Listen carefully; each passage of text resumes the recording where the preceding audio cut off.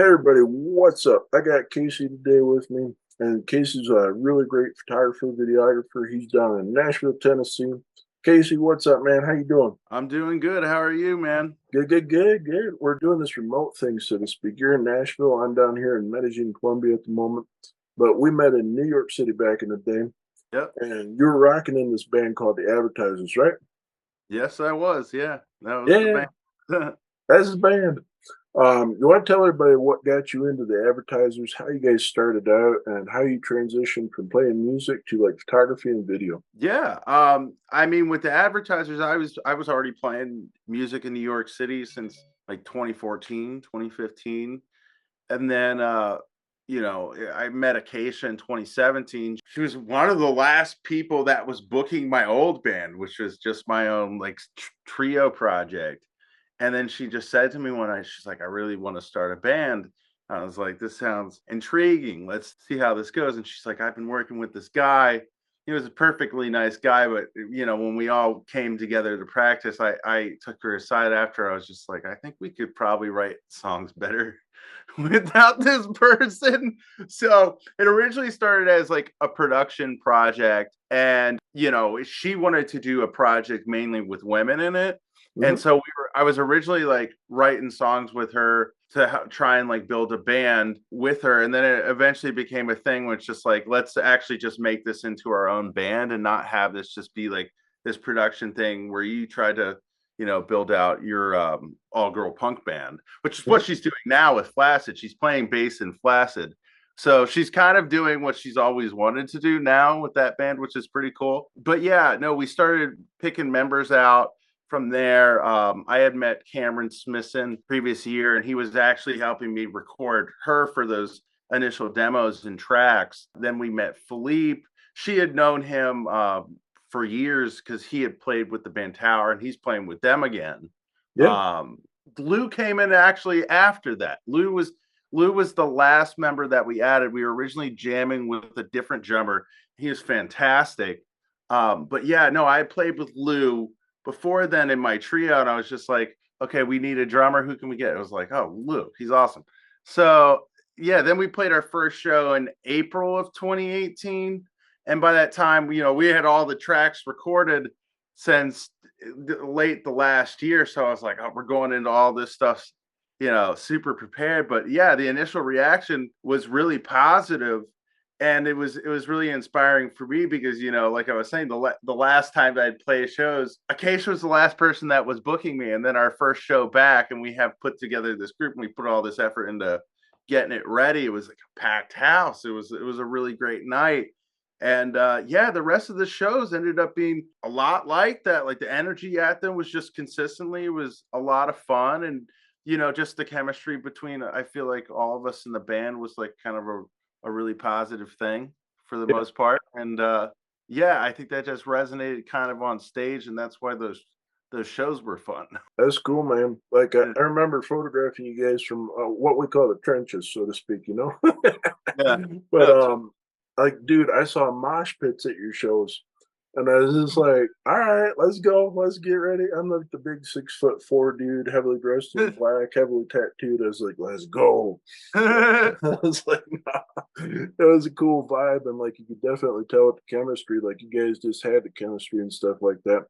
And when you get yeah. that energy in the room, it's just amazing. So No, it was. And I mean, in terms of the second part of your question about my transition kind of to video and all that stuff, I've always had like a real interest in it.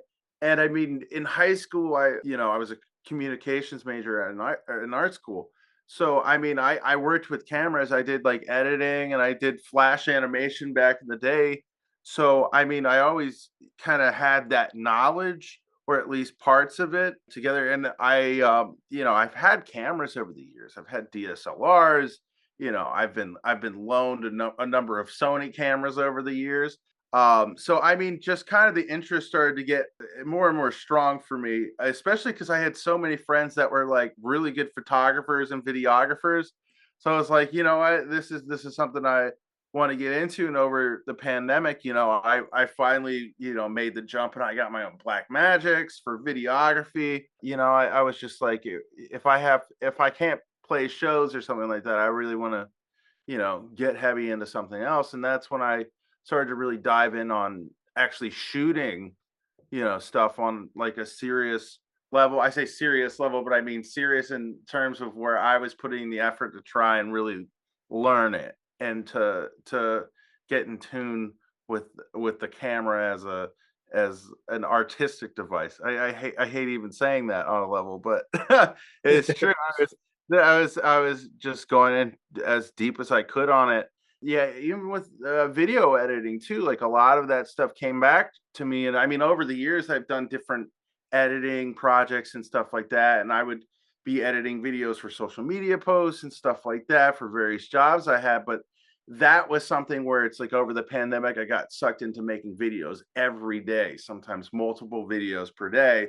So I was just workshopping the entire time. And that's kind of how I've gotten so heavy into video and how it's kind of taken over my life on a level. It's just because that's what I came to do over the pandemic. That's what was left. Nice. Do Yeah. you feel? I know you're pretty passionate about guitar, like we were talking about a while Yeah. back. And do you feel that transition from the guitar to your video has been like this even kind of keel, like where you're doing the art on one hand and you're doing the art on the other?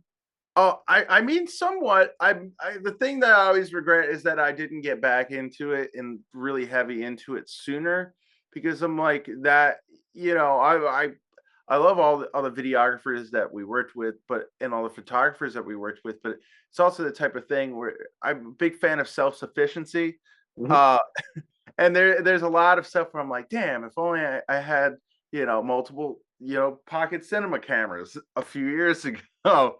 uh what could we have made? But I mean, yeah, on a level I do feel like it's transferred, because the thing, when I start learning something, i get I get heavy into it. Like, I kind of obsess on it in good and bad ways.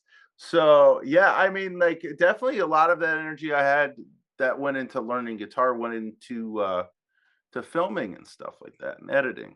Nice.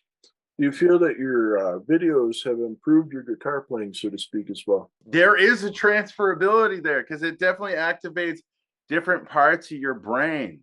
So Hmm. I mean, yeah, I mean, I'm not playing as much live now, but I think my ability for long form thought has improved a lot, and especially for like storytelling and songwriting and like chord choice and stuff like that. It's definitely helped improve that on some strange level, or maybe it's a placebo effect. But yeah, I do feel like it's kind of transferred over in some way.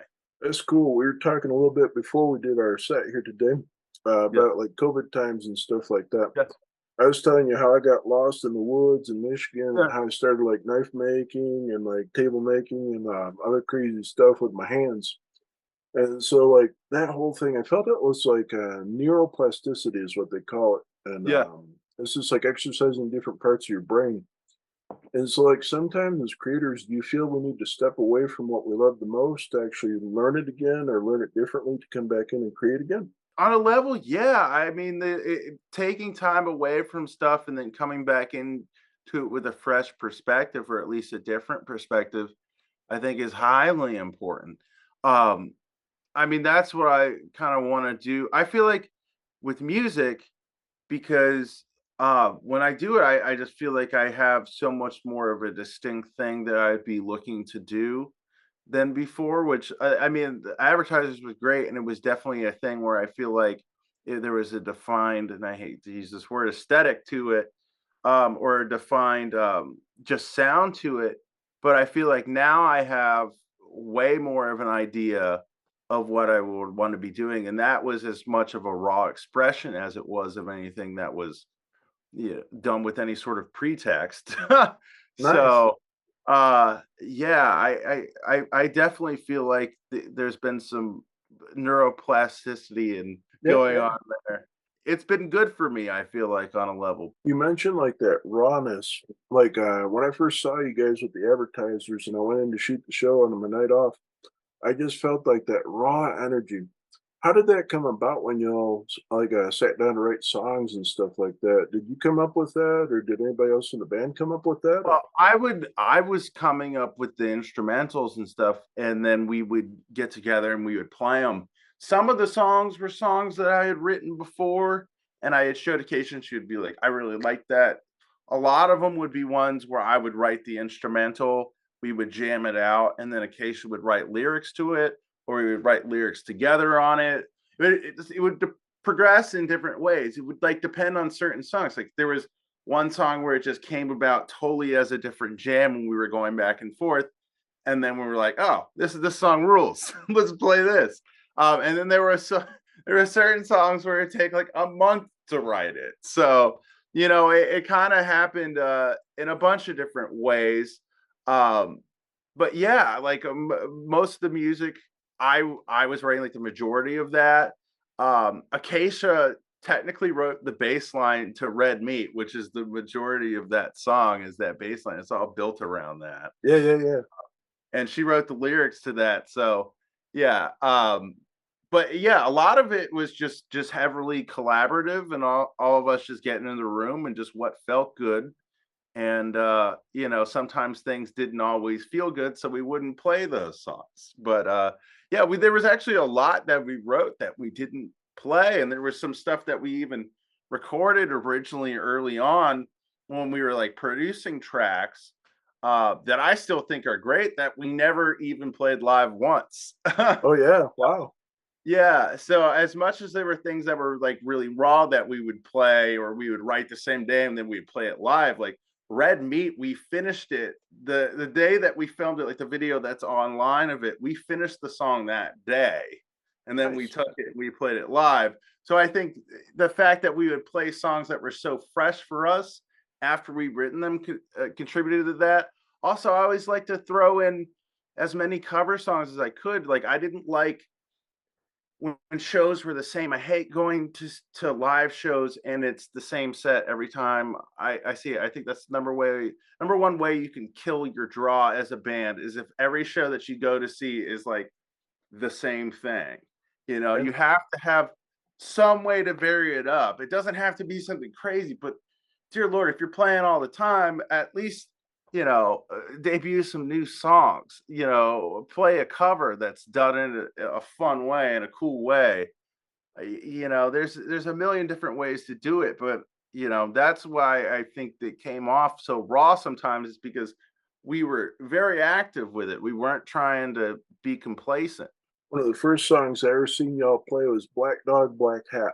I Oh remember yeah. walking into the room and you guys just threw it down, and I'm just like, okay, so many bands I've seen have just stood there in one spot, strumming the guitar, plucking the bass, whatever. And you guys were just like bouncing off the walls, and I'm just like, okay, I'm in the right spot. Yeah, that song was fun. I think that was the second song we ever recorded. No, Yep. that was the first one we ever wrote and recorded. And like the demos of when we were like producing, and then we were like, oh wow, yeah, this sounds good. Let's keep going on this vibe and see where it goes from there. And you know, Acacia was very heavily involved in curating like a lot of the vibe around those songs too. Like she was very particular about what she wanted to play and what she didn't want to play. That's And cool. you know, yeah, which is you know, can be frustrating at times, but it's great on another level because she is really good at identifying, you know, what vibes worked on a certain level. And I think that's a unique talent to have. I ran into, I think she's cousins with, his name is Chuck, and he plays Yeah, in the yeah, Trash Chuck, Bags, right? yeah, Yeah, yeah, yeah, yeah. it's awesome. I think it runs in their whole family from what I know, because I knew him Chuck for a while too. Like he had a shop down there right across from Jimmy's actually. Yes, the cast. Yeah, the cast. And so like when I saw Chuck play on the Trash Bags, I was just like, whoa, we're on a different level over here too. And then I seen the advertisers and I found out that Acacia and him are related. And I was just Yeah, it's like, hilarious. ah. It's Yeah, like, no, it makes total sense. And I don't think they knew that they were related until a few years before that band started. oh Uh, wow. Yeah. yeah, but it makes total sense. And I mean, they even kind of look like each other too, which is Yeah. like hilarious. They're both very visually striking people. And Chuck is a sweetheart. I miss him a ton. I never got to get a leather jacket from the cast like he was trying to get me to get, but I mean, someday I'll do it. Yeah, Yeah, yeah, I yeah. miss Chuck. Chuck is awesome, and the Trash Bags are great, and they're a band that really like. God, yeah. Last time I saw them, they're fantastic. I have some footage of them playing as well.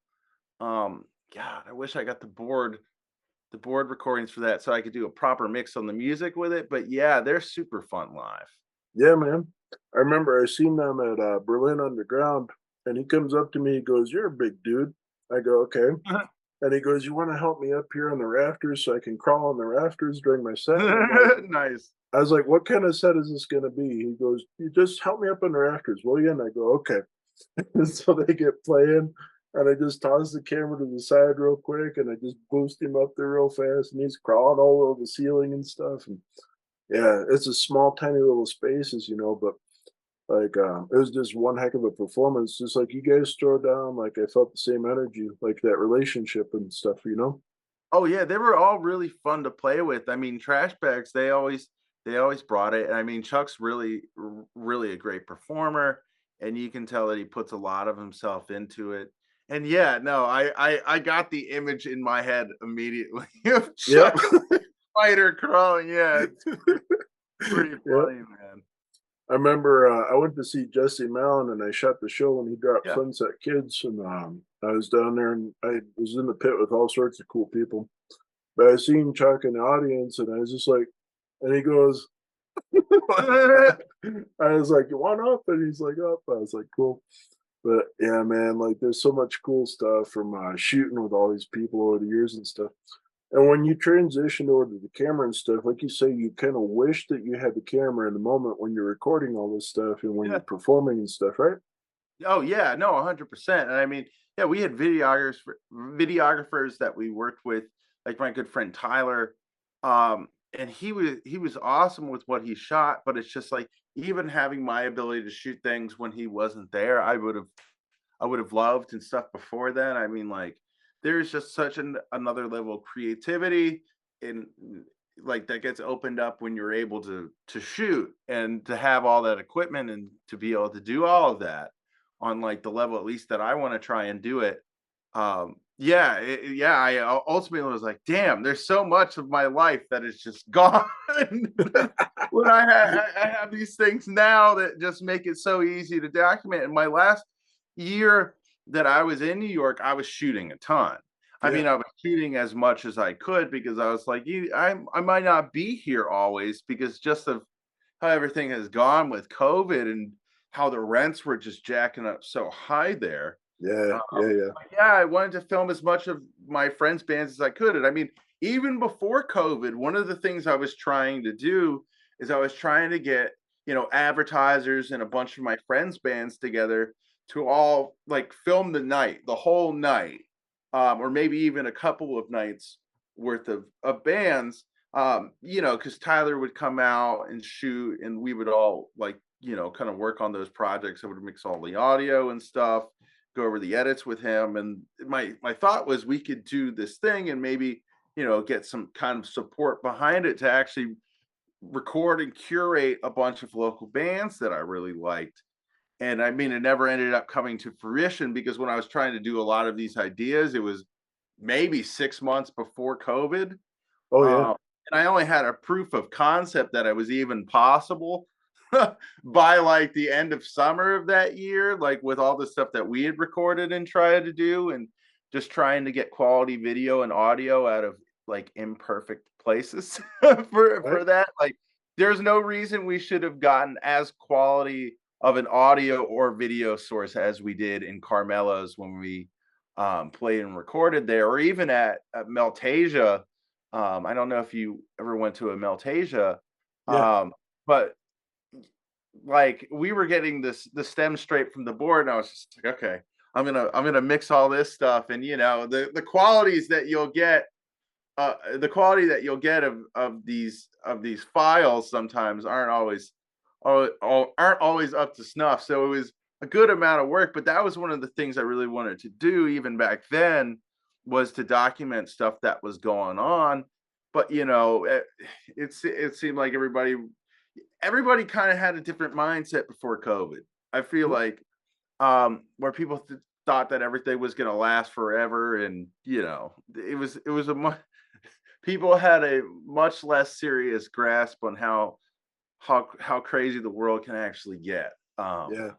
So yeah, I that's one of the things too, is like now having the camera, and even before I left, it's just like in my mind there's such a more of an importance to me about needing to document stuff or to record stuff, because I mean, even with music, I've lost so many songs over the years. I had an apartment get broken into back in 2016, and like I had 2 laptops stolen out of my apartment with a bunch. Oh. Yeah. So I'm like, I think about that all the time too, where I was just like, as I've gotten older, I'm like, I need to actually finish everything that I'm doing. And I need to, if I have an idea and I think it's something worth saying, I need to put it to paper, Yep. so to speak. Lay it down and remember Yeah. it, and then back it up 20 times. Yeah, exactly. Oh my God, the amount of hard drives I have now, especially solid state drives that I have now, Yeah. Yeah.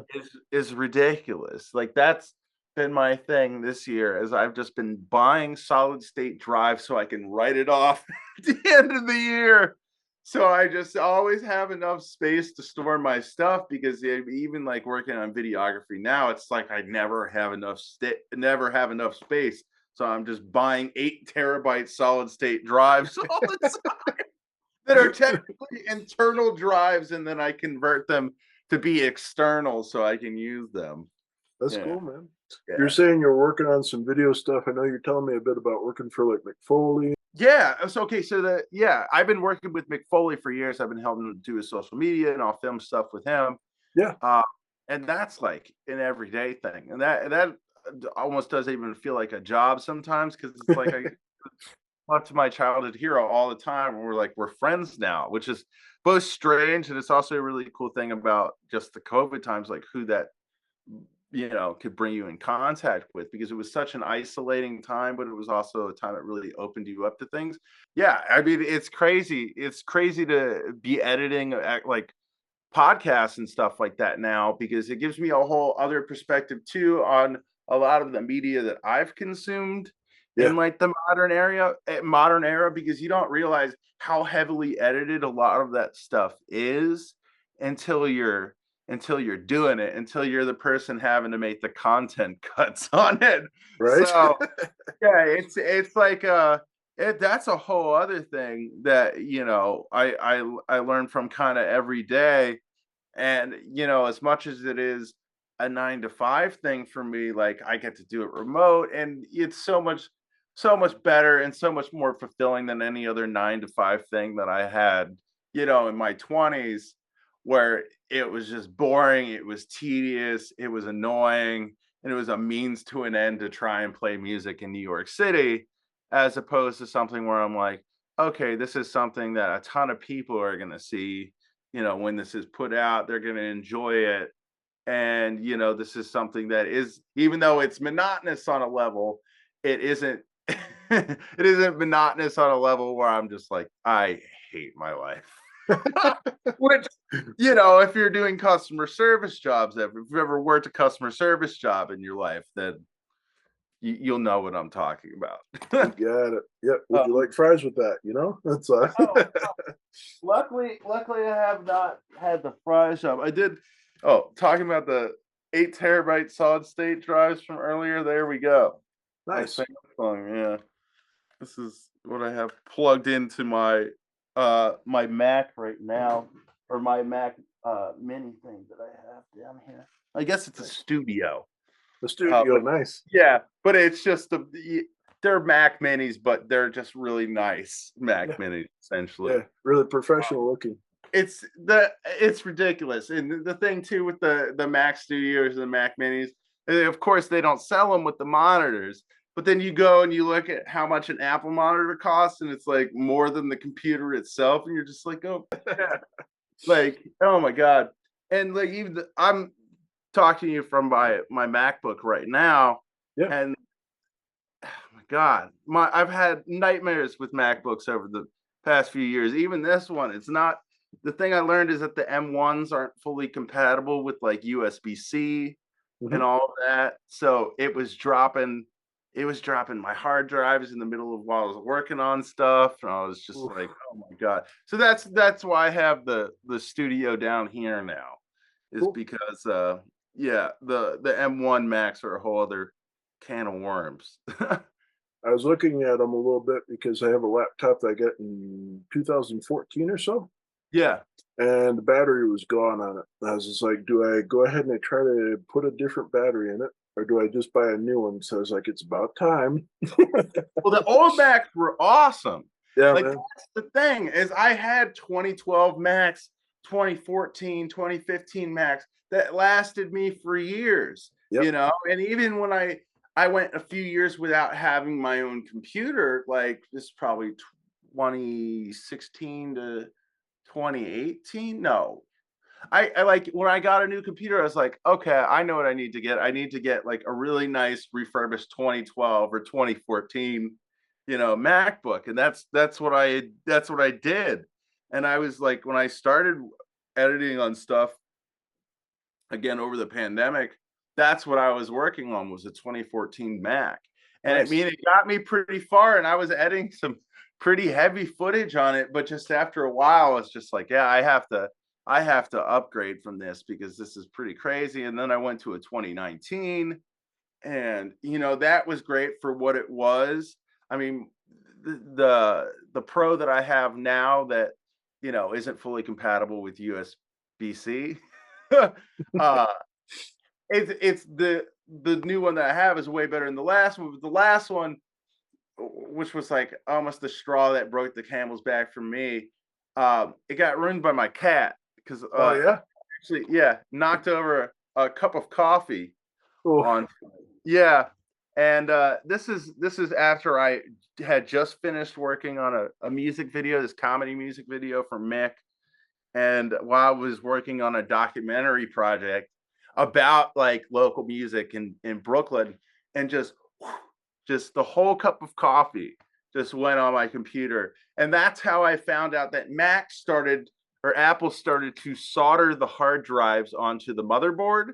oh.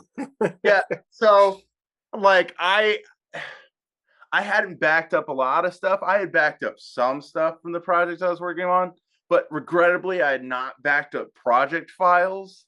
So, in order for me to restart on certain stuff, I would have had to go off of previous bounces. There were certain files that I had moved off of hard drives to be on the hard drive on the computer, so it would be faster. It Yep. was just all the games you play just to make space just came back and bit me in the ass with that. So That's so true.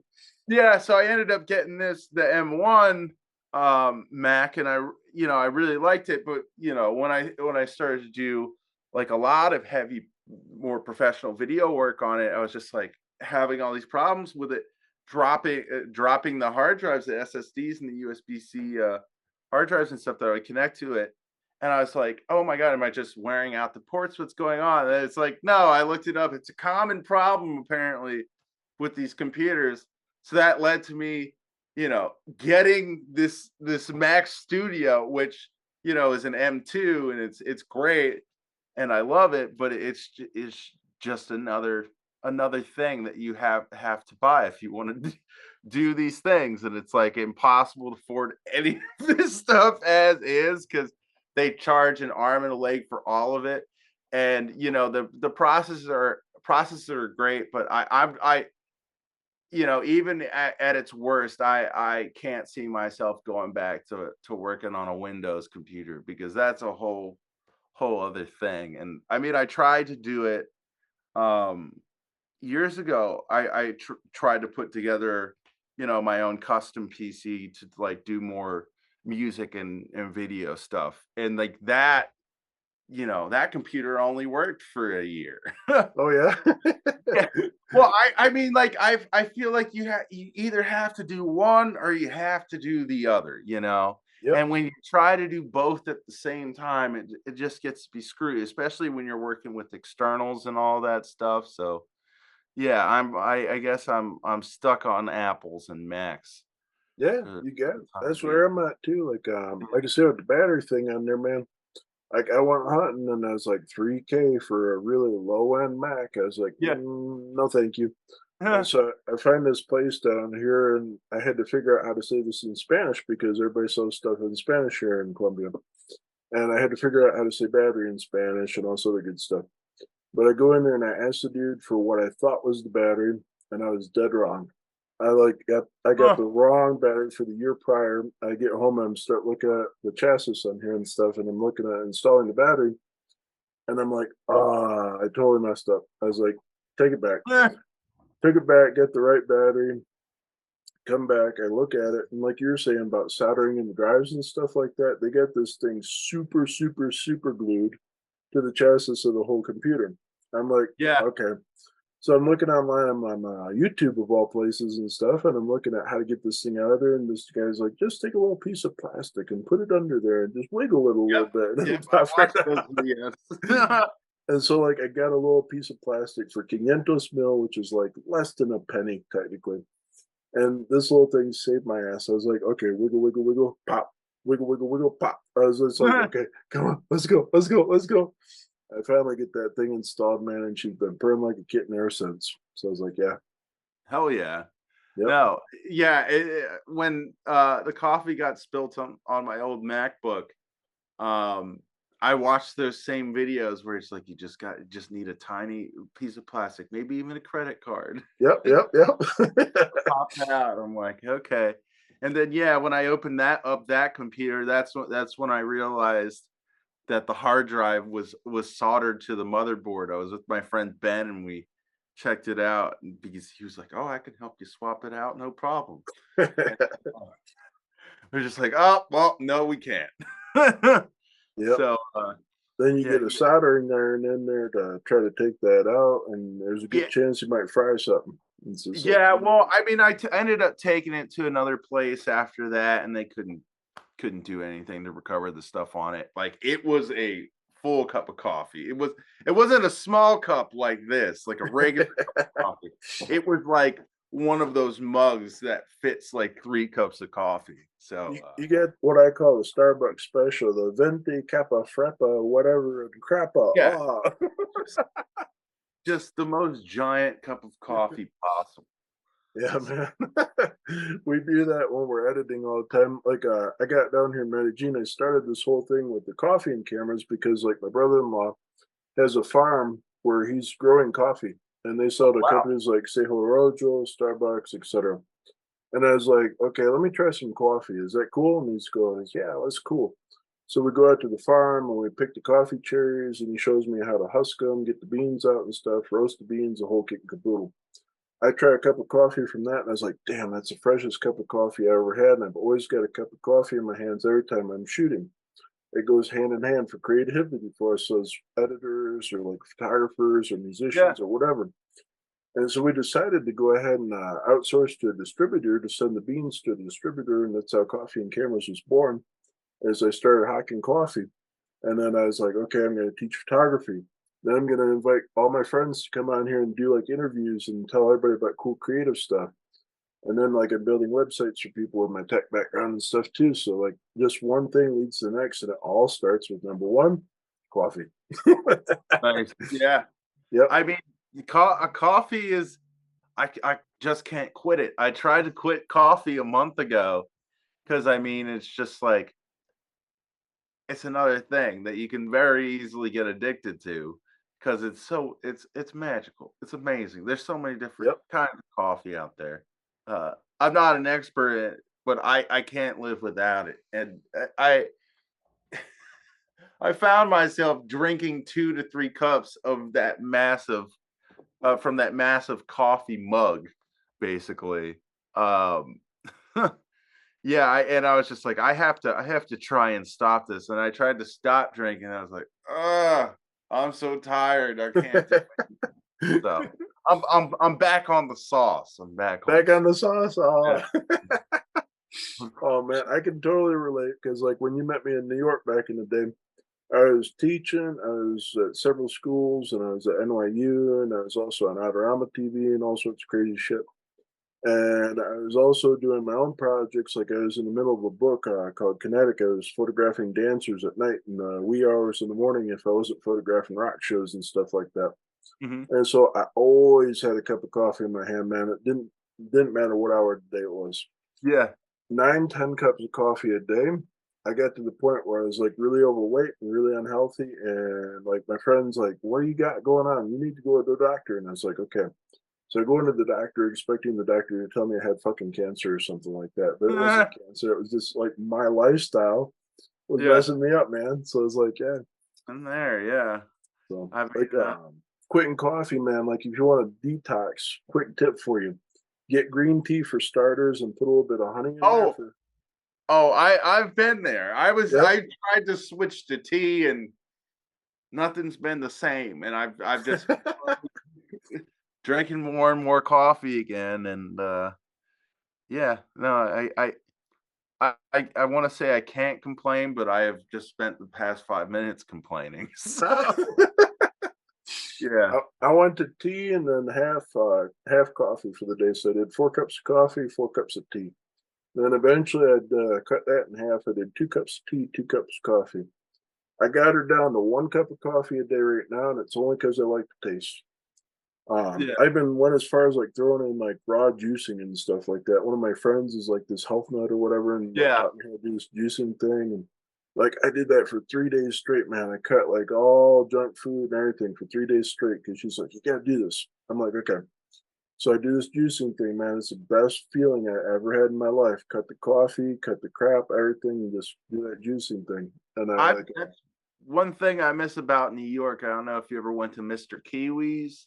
Oh yeah. Yeah. You get the $5 juices there, Yep. and then you drink the excess juice that doesn't fit in the cup.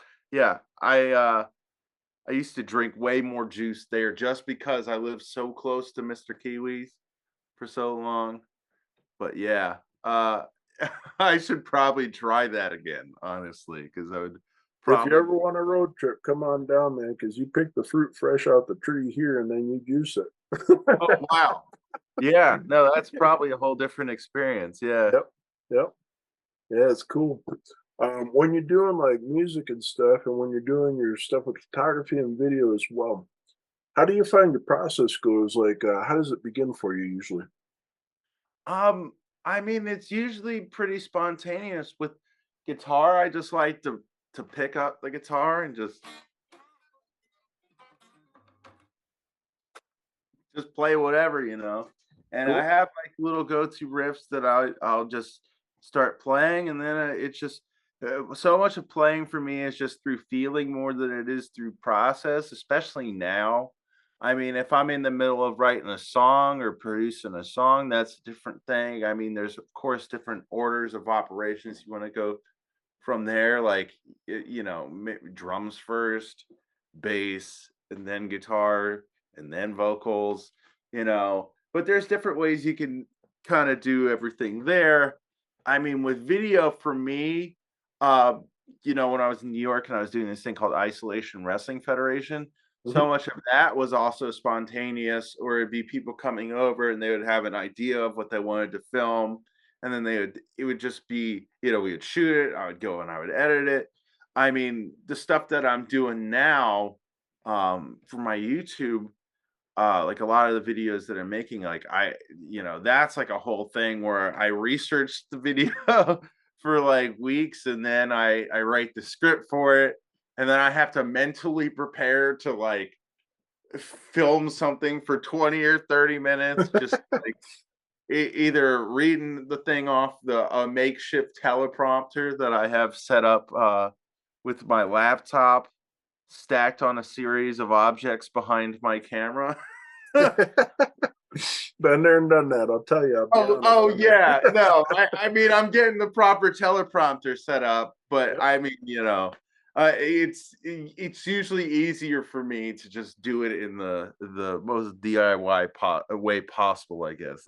And I also hate that I even said that, but it's just I that's how I do it there, and I have to prepare to shoot those scripts because it's just like, especially when I've written the thing out, it's a whole other thing than just talking free form. It's like, okay, now I've got to say this thing, and I got to say it in a way where I got to be able to edit it, and it has a flow and it has a rhythm to it.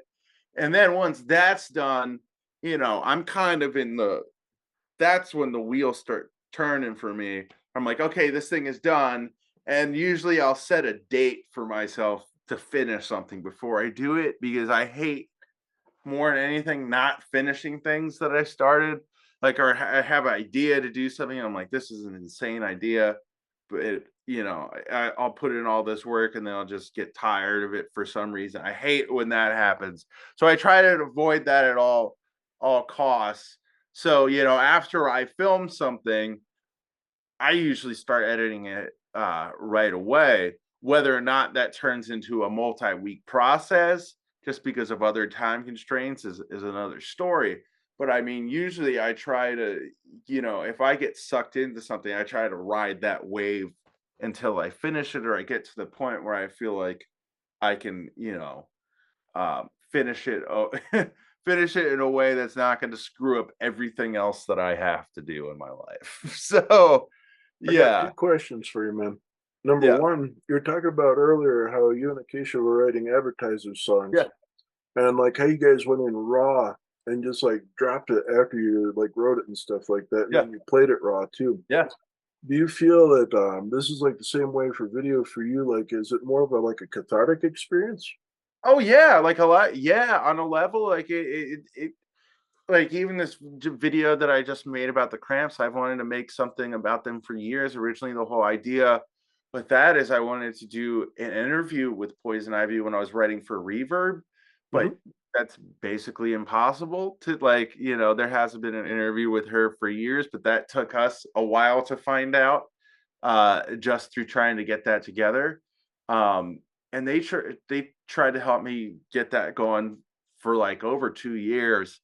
And then, after I was doing videos and I started doing these videos for YouTube, and I was thinking about things that I wanted to do, I was thinking like, I wanted to, be something where I'm speaking positively about something. I don't want to be negative about stuff. I only really want to speak about things that I like or I love or I find interesting. Hmm. Um, so I mean, yeah, there is like a rawness to it, especially when I I I'm like editing the videos and stuff because it's just like, I'm seeing the process through where I'm like, okay, I've started on something, now I'm actually doing it.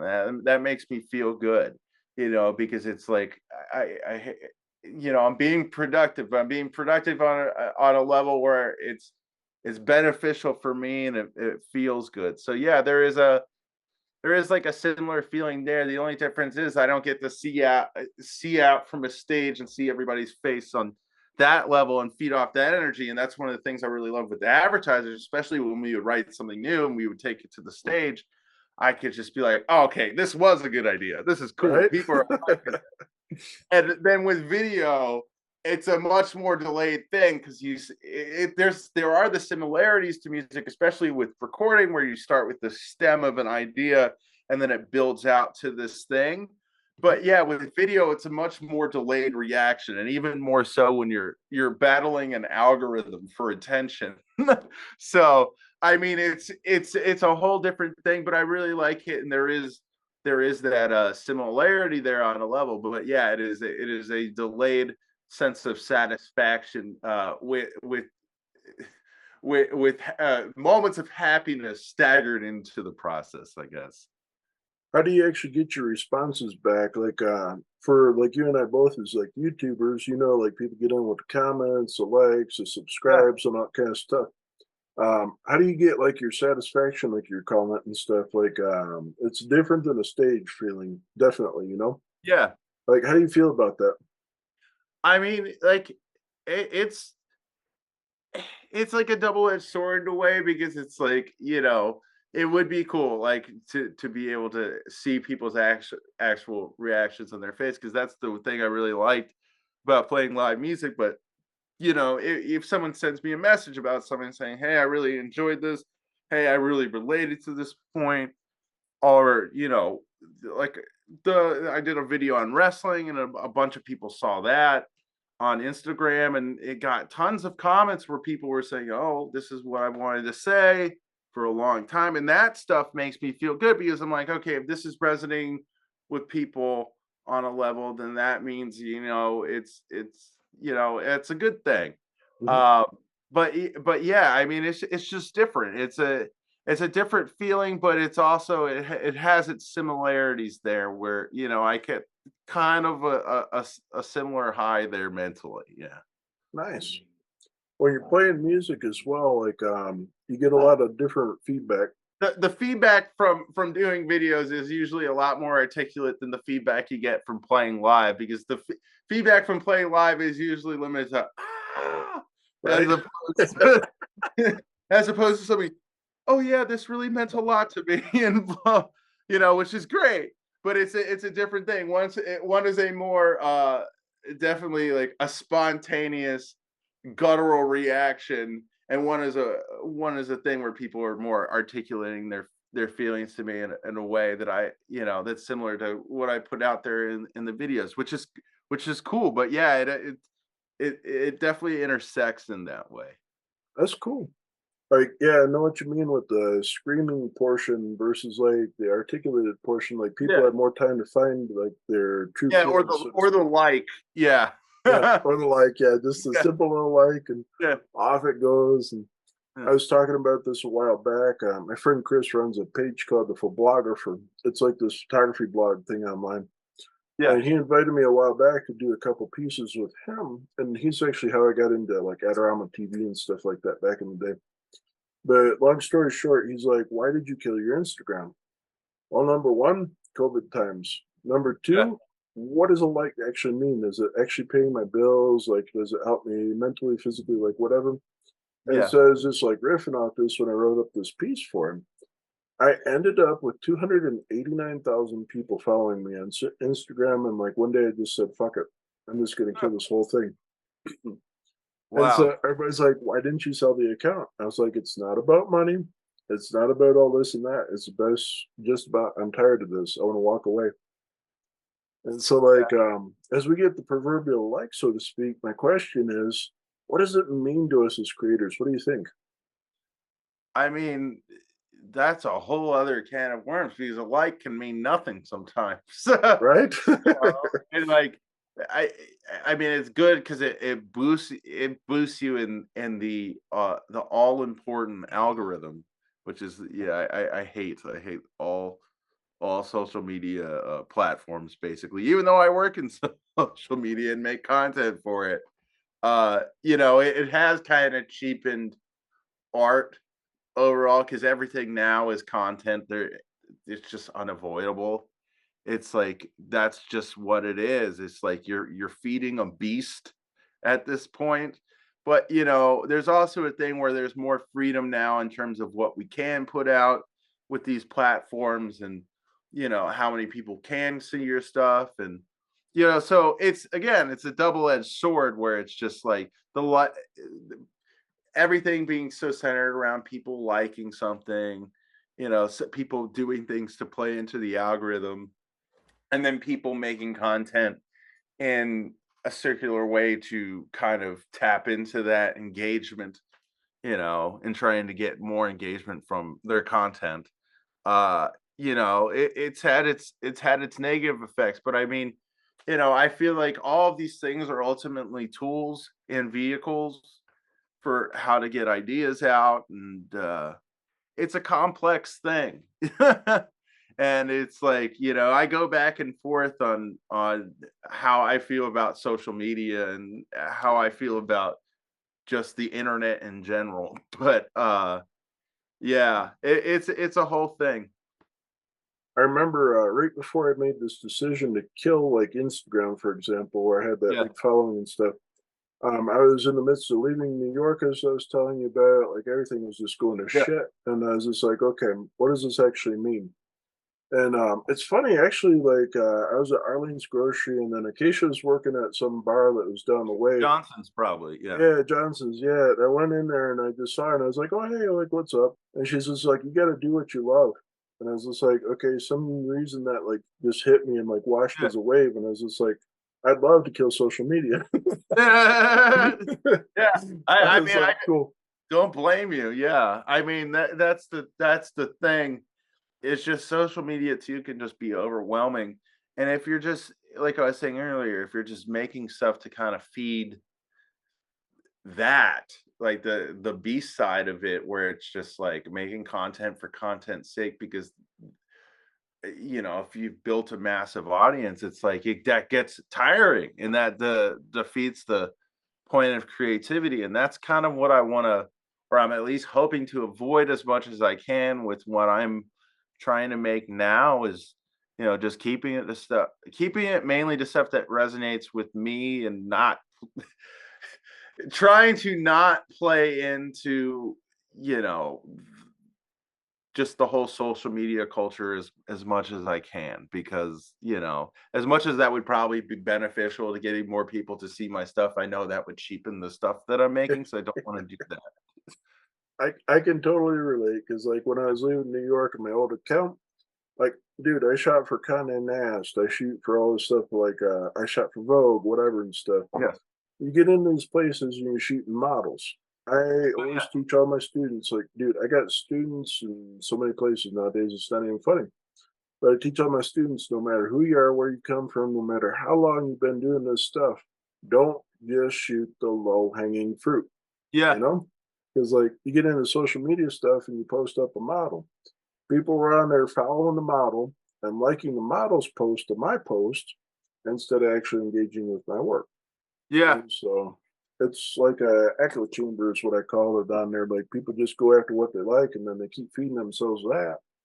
And they never learn nothing, they never go anywhere, and it's not No, healthy. that's the real negative side of social media, is because there's so many different echo chambers and just bubbles on there that, like, people never get out of. And when they finally are presented with something that clashes with it, then their whole worldview kind of breaks. So All yeah, hell I mean, breaks loose. yeah, exactly. It Yep. it's just a whole thing that I try to keep in perspective. That is, it's just not everything that, like, if there's so many different things at play with social media and just these algorithms in general, that if you let them get to you, then that just is going to screw with your head. Yeah, yeah. It becomes like an addiction is the way I see it too. Oh, Cause like yeah, and I yeah, I mean, I've seen people get addicted to social media, and I've seen it change. There's an expression, it's that social media breaks people's brains, and it's very true. It can. I mean, I even just having to run accounts, run a mix account, it's just like there's a reason why people can't, necessarily be on social media all the time. We're seeing, once you get to a certain level of notoriety, you can't be on there and be seeing all the messages that come in from everybody, because it will just screw with you. And yeah, I mean, I felt that even somewhat on when I was running the advertisers accounts after shows. There'd be so much stuff coming in clips. It's just like, now I've just been watching clips of myself playing for the past hour. And I'm like, this can't be good for me. So yeah, yeah, it definitely does.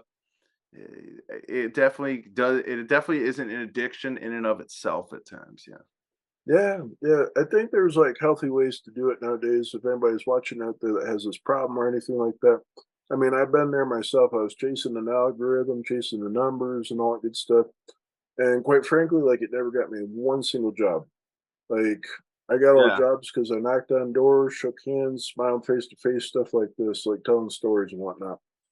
And like the social media thing, if anybody's got this problem, seek out help is my recommendation because like stepping away from it, detoxing and stuff like we're talking about, man. Like with the coffee addiction, we all got to step back a bit too.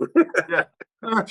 Yeah, Yeah, no, I mean, social media addiction is a very real thing, and I yeah, mean, it's become so much a part of people's everyday lives, and in different ways, even beyond like if you're creating. I mean, just in general, like what you were saying, the algorithm will just serve you what it thinks you want to see so much, so you just get caught in a loop. And I mean, I've one of those things where people, yeah, they just get stuck getting served all the things they the algorithm thinks that they want to see.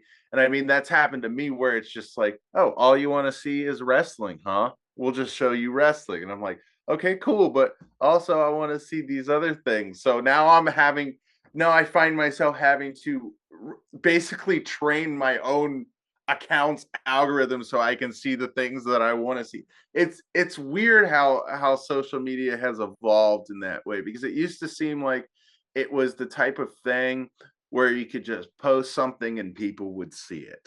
And yeah. now it's like, oh, you got to post it with the right tags, and you got to post it with the right description, with the right keywords. I'm like, oh, so basically social media now just works how old SEO worked for websites. This is fantastic. How fun is this? Don't forget the ritual sacrifice that you got to make somebody like the post or engage with it. You Oh know? yeah, no, yeah, exactly. Exactly. You have to sacrifice a goat at some point along Yeah, the way to the algorithm, or else no one's gonna see your thing. yeah. It's funny because like everybody's telling us nowadays, like how you gotta use reels and how you gotta do shorts and how you gotta do this and that, whatever, and stuff like that. And it's funny how this algorithm chases that because we're talking about how we're shooting stuff and whatnot. And I was telling you how I was doing like dancers back in the day in New York City. Nowadays, I do not get a single dance recommendation in the recommendation feed on Instagram. And I get all the stuff that I'm like following on there that I'm interested in at the moment. Like I like fountain pens, I like knives, I like cameras, coffee, whatever, and Yeah. stuff like that, whatever. But I get on there and it's got all this stuff, but it doesn't have any of my friends on there anymore. And so, like, as a social media coordinator, my question for you is: do you guys like curate all the accounts so like certain stuff comes up on there and recommendations and feeds and stuff like that, or how do you I mean, work with that? with Mixed account, I'm constantly in touch with him about it. So like, I don't really follow people on there that he wouldn't want me to follow, anything like that.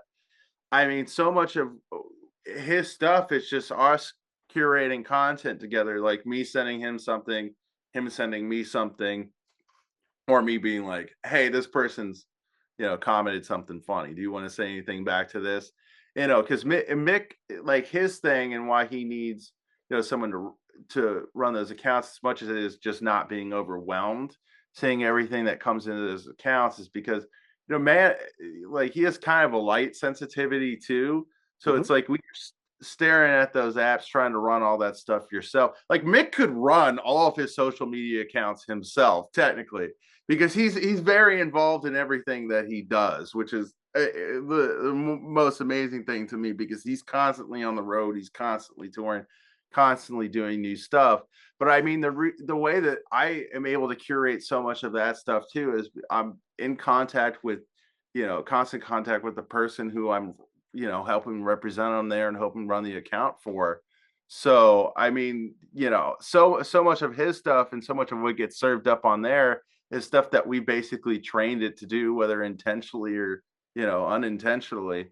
And I mean, so many of my friends now, it's just send me stuff too that I'll end up sending to Mick and posting, because they all know that I love wrestling and I love all this stuff. So it's kind of funny how that works. And I mean, there are the good sides of social media too, where it's like I've gotten so many different laughs over things that I've seen, but it's just like you see so much stuff now on a day-to-day basis. So that's as much as I can say something positive on that one end, I can say the negative, that it's just like I am overwhelmed by the amount of funny stuff that I see on a day-to-day basis, or interesting stuff that I see. And like I feel like that was more staggered when I was growing up, you know. And it doesn't always work the best for my brain because I am already a pretty hyperactive person. I can, be pretty obsessive sometimes, when I get interested in something that, when there's just so much input, it can get kind of overwhelming. And that's something that I try to fight with social media. I try to remember things, now. I try to not let as many things slip, even though it's really hard to do because there's just so much coming in on a day-to-day basis. Oh man, I hear you. Like I walk away for 5 minutes to get a sandwich out of the fridge or something like that, and I forget what the heck I was doing. I was just like, ah. Yeah. Yeah, Yeah. no, I've been there, man. I've been there. I was going to ask you, man, do you have any advice for any up and coming photographers or musicians or like videographers or anybody like that? Do you have Yeah. anything that you'd love to tell people? Yeah, I just do it. Whatever you're doing, whatever equipment you have, just dive in and start doing it. And if you think something looks bad, you think something sounds bad, figure out why. you know, and just understand that everything is a learning process and that you're not going to 100% be happy with anything that you do until you do it and you see it through to the end. Like the worst thing that you can do is start something and not finish it because you get discouraged by something. So just whatever you want to do, start doing it and finish doing it. When you say discouraged down there, you want to tell anybody about some of the common pitfalls that you've encountered and how you Oh overcome them? yeah, like for me, like again, I can be pretty obsessive about things. So I'm like, okay, well, maybe this guitar tone here doesn't sound as good as I want. Maybe I don't like that there's this particular imperfection at that. And sometimes imperfections can make a song you can really come to like things, but other times it can be stuff that just eats away at you that no one else is necessarily going to notice, but it could be the roadblock that prevents you from finishing a song. Or say you're working on a song but you can't come up with a third verse for it, something like that, so you just let it sit, or you need a bridge to something and you're just like, I don't have a bridge and the song's getting too repetitive for me, and then it just sits. Like, no, break through the roadblocks, even if you have to take a little bit of time away from it to get a different perspective on it. Always finish what you start, even if you don't end up using it, even if you're like, this isn't as good of an idea as I thought it was, just finish it. Because you never know, if you see it one day and you come back to it like, this is great. And there's been so many times where now in my 30s I'll go back and I'll listen to something in my early 20s. I'm like, oh, this is awesome. Why didn't I finish this? And then I'll be like, now I'm like, I should finish this. And I'm like, I can't finish this because I don't have the stems for it, because I thought this wasn't a good idea, because I thought this one tiny section that would have taken me maybe an hour to fix if I had the perspective that I have now on it, uh, and just like quit on it. And now I end up going back and then looking at it and be like, why didn't I do that? So, there's so many different reasons just to finish what you start, but just the just most selfishly, the self-satisfaction aspect of it being like, I actually did something that I said I was gonna do. Nice. Well, yeah, follow through is important. Yeah. You bring up a really great aspect on there too. Like, I'll tell you, like back in the day when I was doing my early stuff for Condé Nast, I was in Italy of all places. Yeah. And I was in Arno River basically, and I was shooting a shot of this bridge that all these famous people sell gold or whatever and stuff on. And I was coming back from dinner with a couple of my friends because my friend's dad was in town and he bought us all dinner at some little hole in the wall place. It was amazing. We drank so much grappa that we were just like kind of just stumbling back and whatnot. I stopped because I see the moon over the Arno River and I wanted to make a photograph for my assignment. I set up the shot for long exposure, so like I got 30-second exposure, something like that on there. And my buddy Chris, drunk as a skunk, comes out of nowhere and bear hugs me and bumps the camera. Well, what happens? You get a double exposure. I hated that shot. I really wanted to delete it, but something just told me, like, go home, sleep, whatever. So I went home. I slept. I forgot the shot was in the set, and I sent that to my editor. Guess which shot that he chose? Yeah, the double exposure. Yeah. Yep, Well, you get double the double exposures exposure. are sick, Yeah, sometimes. yeah, yeah. Yeah. But the point is, I still hated that shot, even when it went out in the magazine and it went out to all these people until about 10, 15 years later. I learned That's funny. why that shot was chosen instead of why it wasn't chosen on there. So, like I say, you bring up a great aspect on there, looking at old stuff and learning from it as well. Because, like, even nowadays, I Yeah. teach all my students, like, keep your old outtakes, keep the stuff you hate. Because in 20 years from now, you're going to look at that and be like, why the hell didn't I choose that one instead of this Yeah. one? And so much of that plays into the confidence aspect of when you're a younger artist. And it's just like knowing what you don't know, Yep. it's a terrifying thing. And the question is how you react to knowing what you don't know. Yep. Because some people just dig in their heels and be like, I know everything and this is bad. I never want to hear this again. And then you go back and you're just like, no, this is something that's really cool. I could have made use of this. I could have done something with this. And Yeah. I mean, there's stuff too where I look back on it where I'm like, I knew something was good and then I don't have it because of other circumstances. I'm like, oh well, you can't harp on that. You just whatever you're going to do, you commit to it and you finish it because things are worse when they're incomplete than when they're complete. Because if it's a coherent idea, there's a reason that you wanted to express it one way or the other. There's a reason why it came out, even if it's a bad idea, even if it's the music equivalent of Howard Dean. That Okay. was his, Yep. yeah. Like even if you're making the musical equivalent of that guy screaming in the most awkward way possible, there's a reason why you tried to express whatever awkward idea that you were trying to express.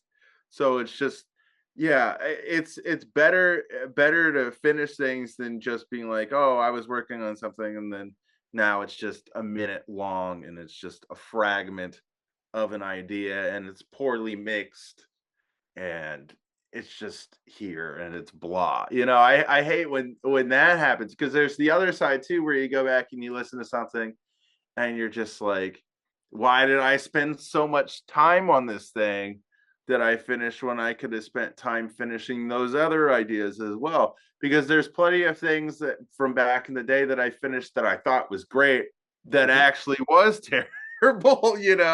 And that's the thing that you learn as an artist too. I just feel like your barometer of what's in tune with you and what's something that you want to put out gets clearer and more defined, even if the actual scope of it gets wider, if that makes sense. That's a really great way to put it. Like, about 2017-ish or so, I was walking down Bleecker Street. And so I look out a corner of my eye. I see an old guy sitting on a standpipe, shirt unbuttoned, camera on his neck. I look closer. This happened to be Robert Frank, of all people. Oh wow. And so, like, I told my buddy, I was like, that's Robert Frank right there. Because my buddy and I were walking from the art store down the way. And he goes, who? And I had to school him who Robert Frank was. Yeah. We approached Robert Frank because my friend does these amazing charcoal portrait paintings, whatever, and stuff like that. And he wanted to draw him. And I was just like going Wayne's World style. I was like, we're not worthy. We're That's so not worthy. Because, like, yeah, I been shot. there. I shot tons of famous people over the years, but I don't get tripped by many people. But like you see one of your heroes in the flesh, you're just like, what do I say? What do I do? Do I not Oh sound yeah. stupid? Like whatever, and all that kind of stuff. So long story short, we stop and my buddy starts drawing Robert Frank right on Bleecker Street, and there's like a throwdown boxing club right where Robert used to live right there with his wife. All these people come out, they see us, we're with Robert Frank, and they like make a big circle around us, and we shut down Bleecker Street. Oh I wow. take one pot shot out of the hip, literally with my digital camera at my hip. Take one pot shot. Robert Frank stopped the show and pointed at me and he goes, you just photographed me, didn't you? I go, holy shit. He's 92 years old or whatever. And he just called me out in the middle of all these people on Bleecker Street. And I'm just sitting there going, Now, man, if you ever get stopped in the street, my recommendation to anybody is serve it up like a waiter at a fine restaurant, serving you a fine bottle of wine. Just be like, look at this amazing image I just made of you. That's what I did to Robert Frank. Everybody starts laughing. He looks at the image just kind of like this and he goes, that's a very good image. I go, oh shit. You know? That's funny. Now, 2 weeks later, I go back to Bleecker Street because I wanted to take him some old school prints as a thank you for sitting with us and talking with us and stuff like that. Because I never thought in my life I'd ever get to meet him or whatever and stuff, you know. Yeah. Find him in the same spot. He's still in that standpipe with the Leica camera hanging around his neck, just like sitting there shooting the breeze, whatever and stuff. I will approach him and I say, "Hey, Mr. Frank, you remember me?" And he's like, "Yeah, you're the guy that photographed me 2 weeks ago." And I go, "Holy shit, he's sharp as a tack." I was like, "Okay." I hand him the prints and he started trifling through them. He's giving me critique right on Bleecker Street. Long story short, again, we became fast friends, and I knew him for 2 years before he passed. I visited him and his wife June for a couple sessions, much as I could and stuff like that. And I asked him an important question, like you're getting at. I Yeah. said, "Why did you destroy your old negatives? Because if he didn't like them, he'd take a lighter and burn them." And he goes, "Because I became confident in myself. And I learned a lesson that if I don't like it and I don't want people to see my art, I won't put it out in the world and I won't make any chance of being in the world." Yeah. And that's the thing where I had this bell just go off on my head like sirens and alarms and everything like that. I said, "All right, you make what you want, and you go forth, basically." Yeah. Because, yeah. No, Um, exactly. No, that's awesome. it's funny because, like, right when he passed, he was up in his other home in Nova Scotia. And so I go down Bleecker Street to go pay my respects and tell June, like, "Hey, I'm sorry for your loss," and all that good stuff. And she wasn't there, and it was getting towards dark. And so I see all this memorial outside their house that was on this graded fence kind of thing out there. This dude walks up to my left and he goes, "Hey, are you a photographer?" And I'm like, "Yeah, hi, I'm Charlie. Nice to meet you." And he goes, "Oh, yeah, I'm a photographer too. And you're here for Robert Frank, right?" And I go, "Yeah." And he goes, "I got a gift for you." I go, "What's that?" He goes, "I got a print for you." I was like, "Okay, cool." He takes out a print out of his backpack and he hands me a silver gelatin print of Robert Frank in the year I was born. Oh, wow. That's Now, so cool. dude, like I get chills down my spine to this day telling this story because, like, I was like, if that ain't a way of saying, like, "Hey, go forth and prosper" or some shit, I was like, I have no clue what is. Yeah. Yeah, but That's wild. um, The story too of you snapping the photo of him and him calling you out is funny too, man. yeah, I man, like, I still got that photo up on the site and stuff. And like, every time I look at that photo, I kind of laugh nowadays because I'm like, "Hey, man, like that's the first day of the first rodeo. I was late to NYU that day because we shut down Bleecker Street, and I was just like, 'Hey, man, this is a once in a lifetime experience. If my boss fires me, it'll be worth it.'" I was like, yeah. No. "It's like it is what it is." But that whole thing about, like you were saying, about going forth and making the work you want to make and stuff, and you learn and you grow along the way and you get the confidence, I think is a really powerful statement. No, that because that's the biggest difference between the stuff I'm making now from the stuff that I was making when I was 22.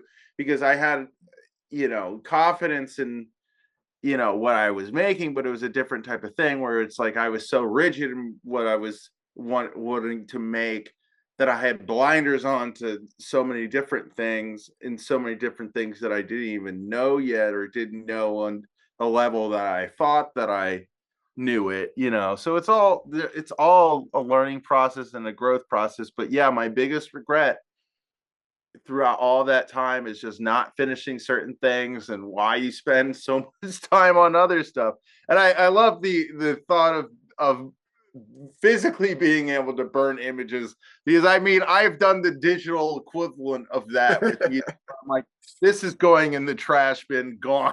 Yep, yep, So, yep. I mean, I've had intentional stuff like that too. I mean, there was a point I remember when I was younger where I was trying to be more open-minded about stuff that I was making. I was making a lot of stuff with like drum loops and drum machines too. And there was a bunch of stuff that I put on a SoundCloud back in the day, and a bunch of stuff I didn't put on a SoundCloud back in the day.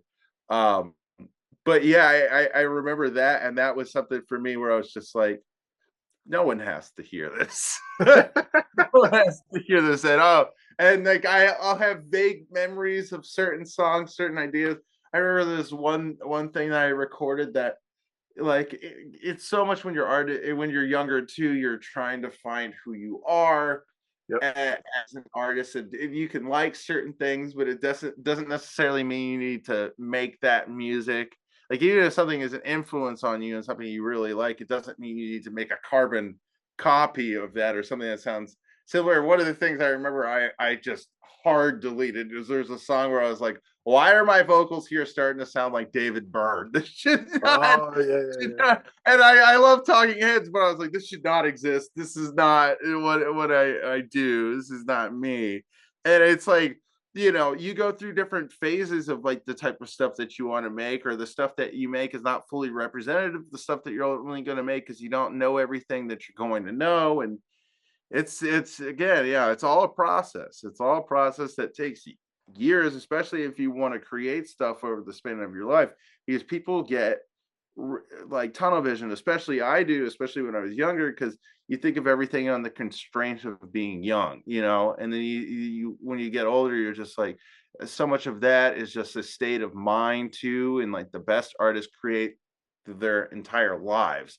It isn't something that's just relegated to one area. Not that there aren't artists like that, not that there aren't musicians, directors, videographers that only create for certain periods or like have really productive periods certain times, but it's like my favorite musicians and artists, they were people that were always creating or creating for a significant period of time. yep. Whether even if they're not putting all the stuff out, they're constantly making. I mean, one of the reasons I moved to New York is I really wanted to meet David Bowie, and that never happened. I Huh? knew people that ended up working with him. I met people that like one of my friends, Erin, um, she literally has credits on like Black Star and all of that stuff, Nice. which just still blows my mind because when I moved up to New York, he was in such in my mind and still is such like a mythic figure. And I mean, just his history with guitar players and stuff like that was so inspiring to me, and how like he had that urge to keep creating throughout his entire life. It's amazing to me. And I mean, like, you see that too on like the jazz side of things too, with people like Pat Martino, who's always, I don't know if you like jazz, he was just, it's so many jazz musicians too, they create their entire life. It isn't a thing that just stops, like I feel like once you're a player, once you have that bug, once you have that sound going on, you're always going to be kind of doing something like that. Even like with me, even though I'm not doing as much music stuff now, I'm playing guitar every day. It's not like I don't play guitar, I'm just not always doing it, not doing it on a stage right now. So I mean, it will be exciting to get back to that, but I mean, the urge is always there. Hmm. Yep. I think you're saying like about creating your life too is important because like me for being a photography teacher or like mentor to somebody and stuff like Yeah. that. Everybody comes in and goes, like I had this one dude in one of my classes one time. He goes, "How do I make better pictures for the gram to get popular on Instagram?" I said, "I wanted to tell him get the fuck out of my class right now." To be honest with you. Yeah, that's the right response. Yeah. But And when my Instagram performance with my photography. right, exactly. And I was just like, that ain't how you do it. Basically, I said it in a nice way because, like, obviously he was a student and wanted to learn, and God bless his heart, he learned a little bit along the way and stuff like that in class.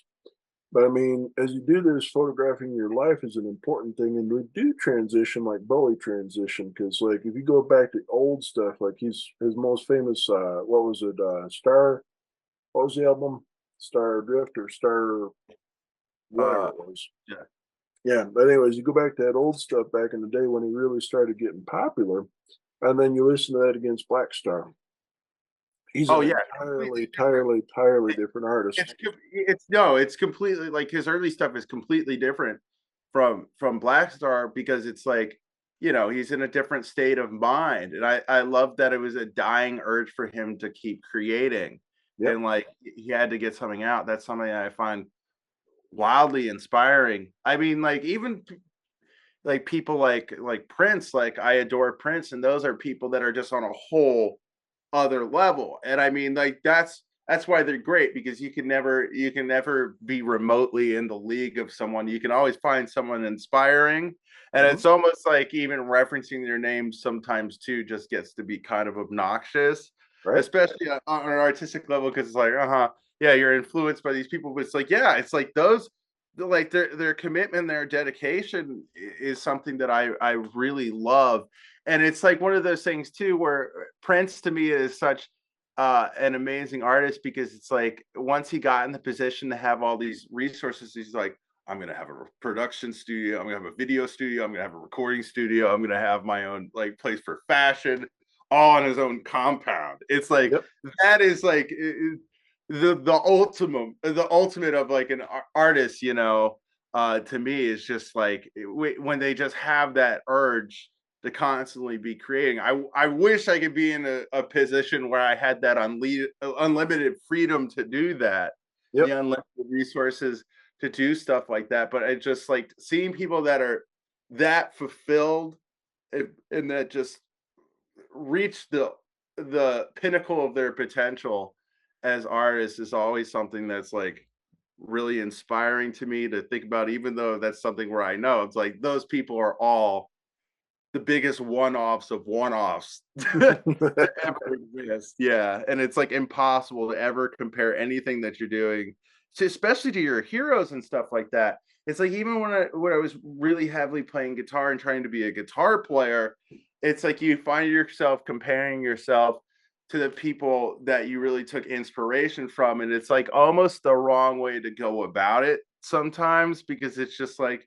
you're never going to be that. The more important thing is to take a little from here, take a little from here, and then you just it has to be an expression of you, whatever you do. Yeah, yeah, yeah. I think like there's a certain form of copying where we learn, but then Yeah, learning how to actually be original, like how to see or how to feel, and more importantly, and stuff like that is a really important thing too.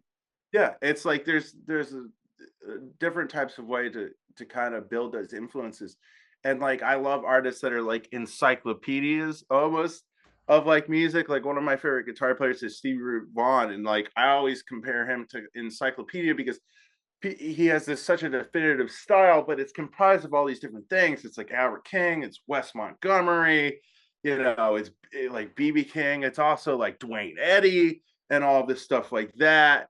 So it's just like when you put all those, influences together and then you combine it with his raw emotion, that's why it was something that was so definitively him. And it is almost common and stock nowadays because it ended up being so influential. But the reason it was so influential too, because it was all of these things combined. So they had that encyclopedic like knowledge of like the stuff that really influenced him, combined with just being a really raw and emotional person, and a creative person.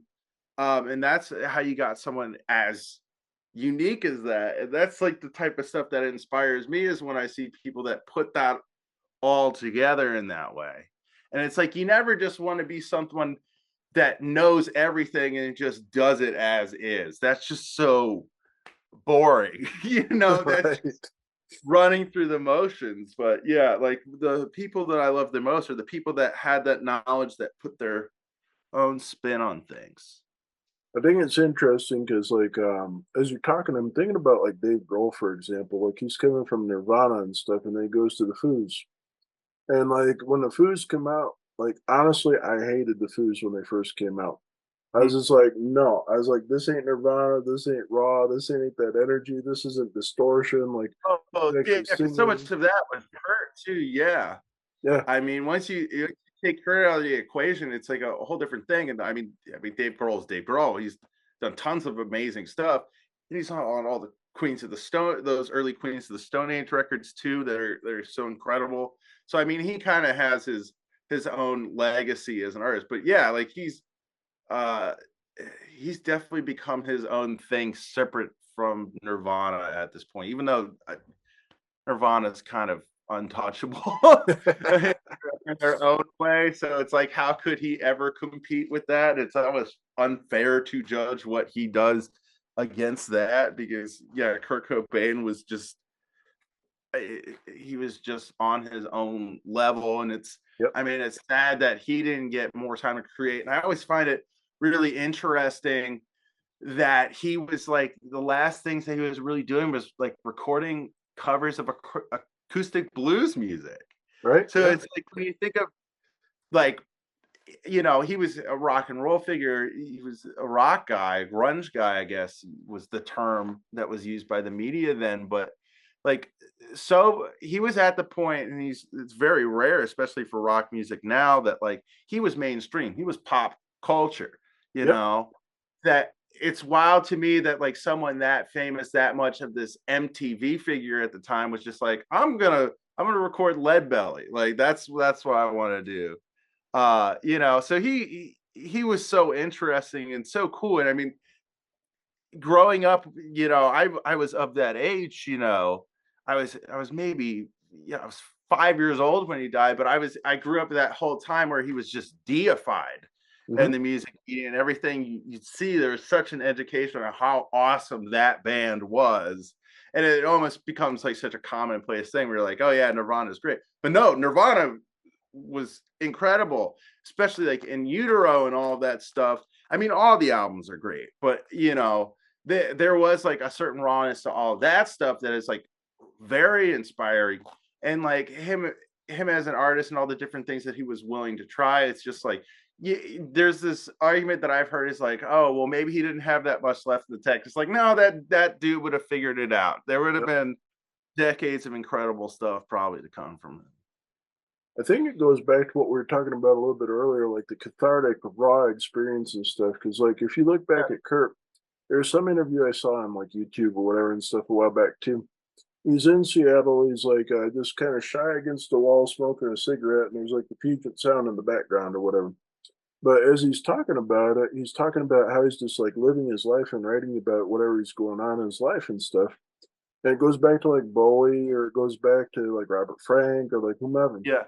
These people, in a way, almost you think like they've given themselves permission to live and actually not give a fuck about what people thinks. Yeah, no, there is a level of that, and I mean, Bowie has some incredible stories, especially when he was more of an addict too, where it's just like the way that he lived as an artist at that time. It was just like no one is gonna be able to replicate that. Like there was some story I heard that he thought he was in like some sort of war against Jimmy Page at one point, like some dark spiritual war with Jimmy Page. And it was like, and that was influencing his art. And I'm just like, okay, like this guy is just on a different level. And there is like just a don't give a fuck, just out of touch element to Yep. being, I think, just one of those artists. And I mean, I try not to overanalyze it too, because I mean, that kind of defeats the purpose of it, especially when a lot of the stuff is so spontaneous. But yeah, I mean, like I think there is that common thread among those people who are just like, I don't give a fuck what the prevailing motion or notion is about any of this stuff. It reminds me like I went to college in my early 30s, long story short, because like when I was 18, I was doing stupid shit that nobody needs to hear about. One day maybe I'll do a full Fair enough. confession here on YouTube, Yeah. but when I was supposed to be in school, my dad told me to get a job. And so I ended up in computers, long story short. And I did that for like 10 years of my life, got laid off. I was like, now what the fuck do I do? My ex wife gave me an option to go get another soul sucking job or to go back to school to do what I really wanted to do. And that's how I ended up in art school as my first thing on there for a first degree and whatnot. And I went through the motions and I was just like pretty good at it, whatever. And I was just like, what do I want to do? I want to be in New York City. And I said, why do I want to be in New York City? Everybody says go to New York City, is what I thought at the time. I found this guy, his name is Herbert Matter, amazing photographer if you've never seen him before. But he shot the original Vogue covers, he shot for Ray and Charles Eames, he shot Giacometti, like heavy hitter kind of stuff. Yeah. And so the thing that struck me the most is my professor was showing this in class, like some documentary on this guy, is he shot his girlfriend at the time, but she became his wife. He shot her like on a beach or something with some sandalwood or whatever, like coming across, and like she's laying under the sandalwood in one shot, or she's posing with the sandalwood in another shot, or whatever. And like you could just see the love in her eyes as she looked back at him in these portraits. And I was like, Yeah. how the fuck do you create that? Like, Yeah. how do No. you create that, you know?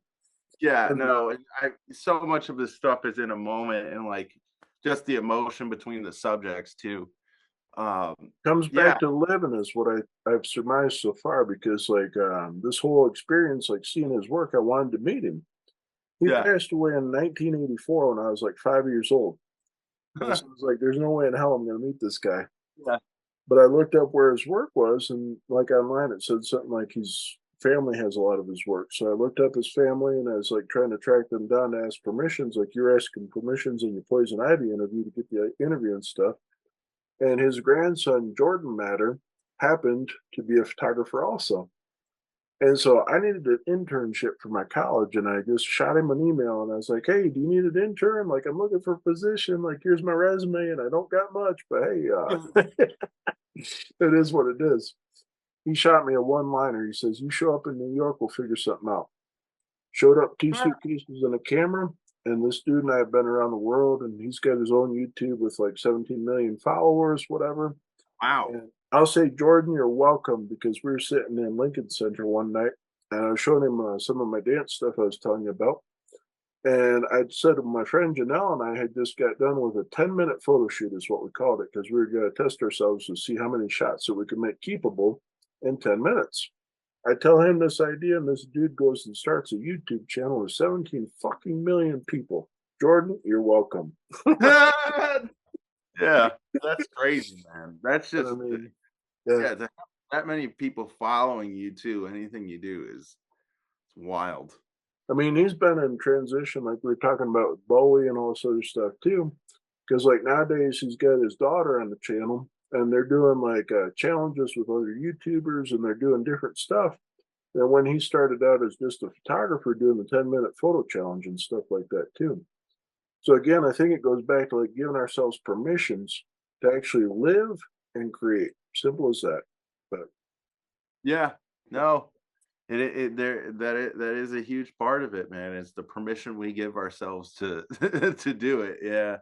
yeah, there's always like I always think there's like thing of being afraid to create too. Like, do you ever find yourself either when you're playing guitar, like when you're doing photographs or video, do you find yourself afraid to show someone something? Um, not as much. I mean, like when I was getting back into video, there is always that doubt where where you can think something's good, but then you're always trying to detach like, do I think this is good just because I want to think this is good? It's like when you show it to someone, and that's how you can really gauge too if it's like, of course, if it connects with you, it could potentially connect with other people, but could have the opposite thing.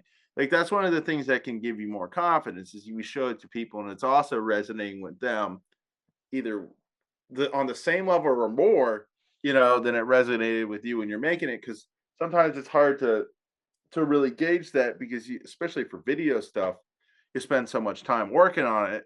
So by the time that you're done and you finish one of the things, you've seen it 20, 30 times, that you're doing it. So you're just like, oh, I'm exhausted. Okay, is this good or is this just something I spent all of this time on? So I mean, I don't know if I find myself as much afraid to show people things, but I definitely have had that thing where I've been more guarded with Mhm. what I've shown people. And I mean, there's some things musically when I was younger, I'd be more hesitant to show people, especially if it wasn't in line with stuff I'd be normally making. But yeah, I Mhm. don't really get that as much now. Oh, good, good, good, good. Yeah, I think it's like a growth process is the way I've come up with it, at least. It's like when I was younger, man, like I say, I was posting up like stuff I shot for Condé Nast with models, and everybody's like, whatever. I Yeah. post up a picture of a tree branch, and I think it's the coolest light and the color and texture ever and stuff, and everybody's just like crickets. Yeah.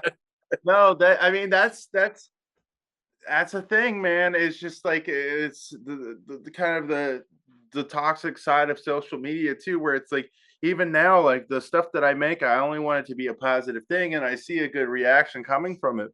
But there's also I know that there's stuff where it's like the fast food equivalent of making content, where it has 20 million views on it, where it's just like there's all different types of things that resonate with different people, but it's like I try not to be formulaic as much with what I'm doing because it's just like yeah I don't want to get sucked into the social media side of things where I'm making something just to please the algorithm more than communicating what I want to communicate coherently. Yep. I think it comes down to authenticity too, and just like not giving a fuck and actually being real and saying, "This is what it is. This is my tree branch today. Y'all don't like it." Yeah, exactly. Yeah. It's like I don't want to turn around and make a Mr. Beast video for like YouTube or something. Like I want to do stuff that I really enjoy doing. So yeah, I mean like that's I totally get the aspect of it where it's just like you post this one thing with a model and then it gets all these likes, and then you post something that's really personal to you and it's just like I was just, I guess I was shooting Sons of Apollo at Sony PlayStation Theater back in the day.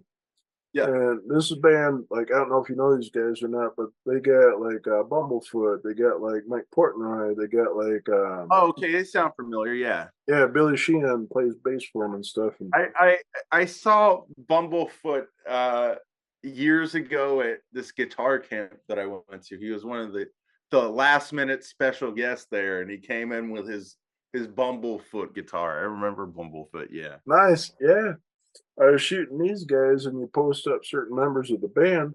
Certain members get more likes than others. Like poor Mike, he got dumped on when I posted up his stuff on there. And I was like, dude, he's in Dream Theater. Come on. Like, Yeah, I had friends that loved them back in the day, but they were never like a band that I really got hardcore into because like growing up, I was so much into the blues side of things and rock and roll side of things, and then I got more and more into punk, and I got more and more into jazz and stuff like that. So I've also like I love metal, like I love me my Judas Priest, yeah, I love my Motorhead, but I never got so much into the the wizardry and the technical shredder stuff. I mean, I love Eddie Van Halen, I love all of that, but there was a certain to those early Van Halen records, there's also a real rawness to all that stuff that I really like, and that's kind of my justification in my head for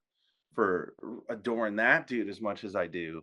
But yeah, I mean, so much of what I was influenced by was more of the blues stuff, hmm, and so much of what I came to like all kind of stems off of that in one way or the other, whether it plays into the principles of the blues or it's a rejection of those principles, but it's something that I can still recognize as something that resonates with me or that I think is good, or it's I I know we started talking about from Dream Theater there, and I oh, just that's cool. Yeah, yeah, yeah. but yeah, no, I've just Dream Theater never hit with me for some reason. Yeah. Yeah, I wasn't so into like the math rock or like the Dream Theater stuff when I was starting out with Yeah. music back in the day too. But like you can appreciate the artistry because it's like jazz, like what these guys are doing with the weird time signatures and stuff like that. Oh yeah, yeah. I mean, it's a whole.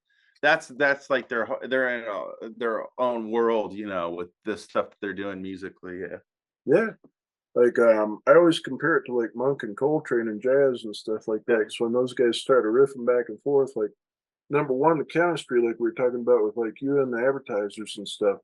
You have to have the chemistry first, and then all of a sudden the technical knowledge comes in secondary on there, and you just like start feeling it, and Yeah. then it washes over everybody, just like when you step in the bar for the first show I saw with you guys and stuff too. And so, Yeah. It was that band was so much of it was all about energy. you yep, know, like the live shows are fun, and the whole reason I wanted to record those shows is to be able to capture that on camera and be able to show people like, hey, these shows were really fun, they were really crazy, as opposed to be like, oh dude, my show was really so crazy, man. It was, you should have seen it, bro. You just like, instead of that, like I have like something where I'm like, we actually documented this thing, so it doesn't have to be me just talking out of my ass about what this thing meant to me. I yep, can actually show people stuff, and it's been prepared on multiple levels, presented in the way that I wanted to present it as to the best of my abilities, because beyond writing the thing, then you have to record it, then you have to film it, you have to mix it, you have to do all that stuff. So it's yeah, no, that definitely was a big reason why I got into filming shows and stuff like that. They say the proof is in the pudding, so to speak, too. And like when you guys perform and then you show the performance, like on socials or whatever and stuff, Yeah. like proof's in the pudding. Simple as that. Like it's true artistry at its finest, is what I'd call Yeah. Well, thanks. I mean, the the thing with social media too is you'll get so many of these the things that would drive me crazy. You get so many of these little clips when you're playing, and I'd always love to see clips from people's cell phones and stuff. But you never get a good sense of how it actually sounded because everybody's phone's different. Some people were standing closer to this speaker where you're getting more of the mix here or there. So it's just like that was another thing for me. It's just like I want to be able to present this in the way that I hear it. it. Yeah. So it's just like, when we did our first like live video thing, it's like we brought the interface in there. We set up for recording before the show. And I don't know how things didn't get unplugged or screwed up before we played. I mean, technically everything wasn't perfect, but it worked well enough that I had files to mix from. Cool. And it's just like to even have that turn out in the way that it did, where I was able to do that, was a blessing, because it's just like if I didn't have that going to be able to go back and look at the shows I played, I would be really upset. And like that was one of my big things, is I just wanted to document what we were doing at the time, just so even more than being able to show it to people for my own sake, because I had so much music that I worked on that was just lost Yeah. to time.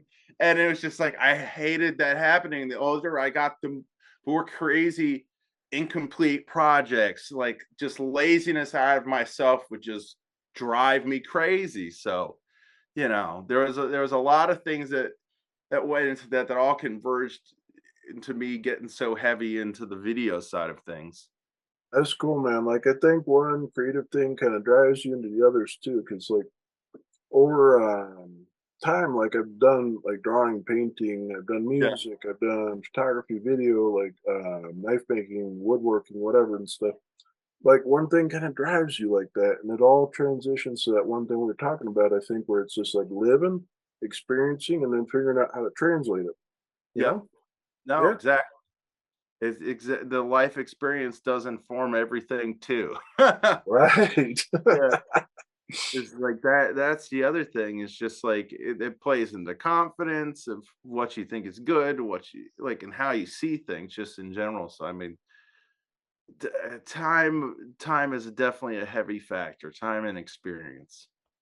I think, like we're talking about with you, the advertisers and shows. Like, I went to Rough Trade out in Brooklyn one time to see a show.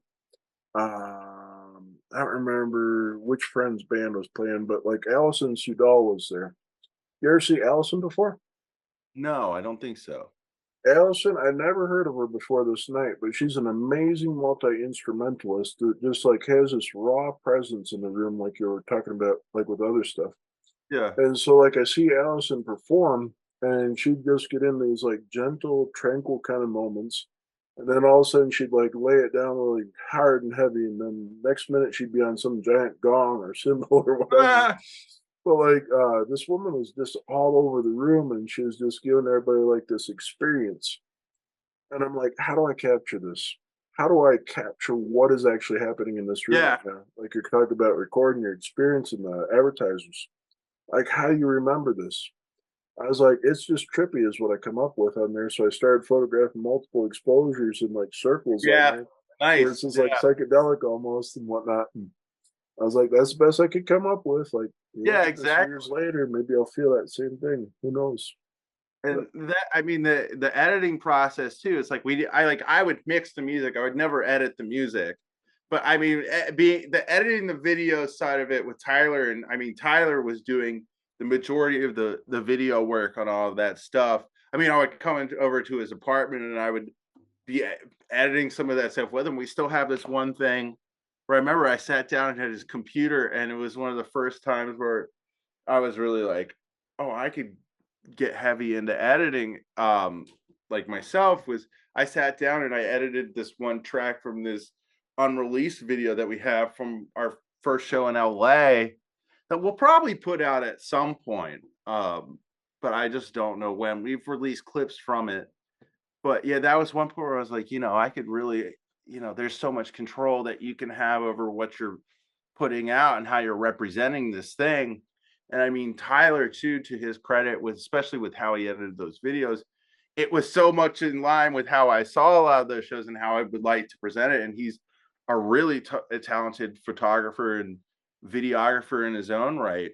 So I mean, a lot of that worked out, and from watching him on a lot of that stuff and seeing a lot of my friends and stuff over the years and how they would do stuff and kind of their eye for stuff, it kind of influenced me by the time I was stepping in there to kind of work on all my own stuff. So yeah, I mean, it's inspiring when you have that much control over the stuff that you can put out. I always hated when I would do stuff and I would get excited. It's like, oh, we just played this live show and it's filmed and they're gonna put out something, and I was like, this is literally the worst mix I've ever heard of my music.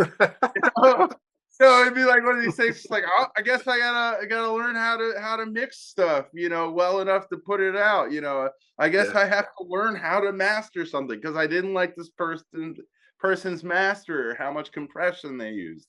And even on like some of the studio tracks we did for Advertisers, it's like, there like I mixed like a lot of that stuff myself, but I sent away some of the masters for some of those tracks for other people to work on. I'm like, why didn't I just do everything kind of on that level myself? And there's nothing wrong for calling people in to help, because sometimes you need a set of fresh ears, but it's also besides needing a set of fresh ears, you need people with the same kind of references to work from. You need have the kind of same vocabulary and understanding of certain times, because it makes no sense, to be working on one thing and then you're coming from this angle, and the person that's mixing it, even if they have a really crazy background or they've worked with all these people, it wouldn't make sense to work with them if they have no idea what you're trying to do, just for the sake of working with them.